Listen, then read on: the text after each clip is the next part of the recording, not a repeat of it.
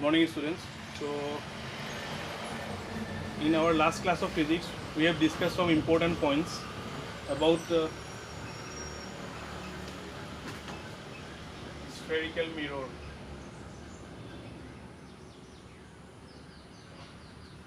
So what is spherical mirrors? Spherical mirrors are two types, concave and convex. Concave, convex.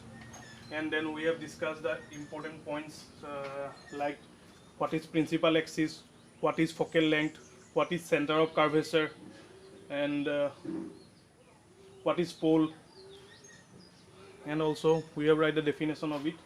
Now we will discuss some important rules which have to be followed to draw the ray diagram.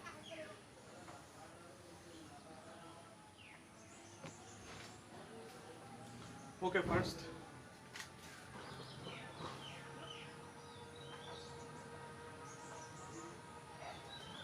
you know that this one is concave mirror.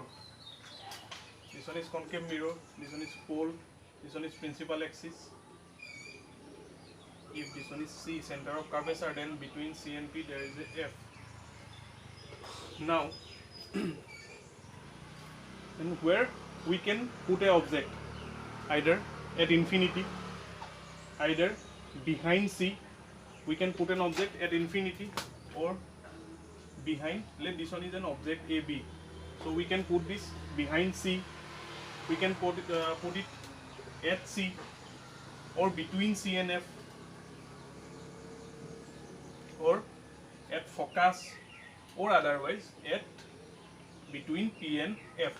So these are the positions where we can place an object. So at infinity, behind C, at C, between C and F, at focus, at and between P and F. So these are the points where we can put an object. Now, to draw the ray diagram, at first we have to follow some rules. So at first, if the incident ray enters parallel to principal axis, we know that this one is principal axis. If it comes parallelly with principal axis, then after reflection it reflects back through focus. So this one is first point. If incident ray enters parallel to the principal axis, then after reflection it reflects through focus. So next point.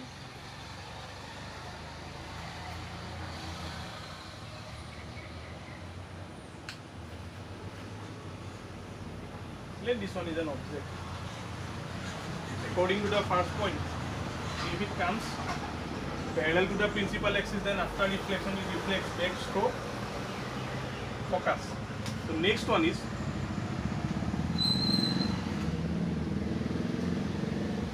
if incident ray moves through the center of curvature, then it reflects back through the same path.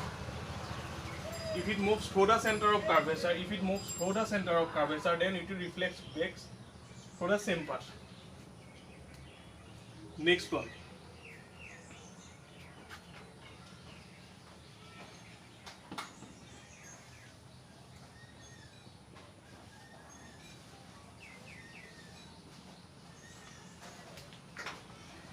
If incident ray comes through the focus, then after reflection it reflects back parallel to the principal axis. So what is third rule? If incident ray comes through the focus, then after reflection it reflects back parallel to the principal axis.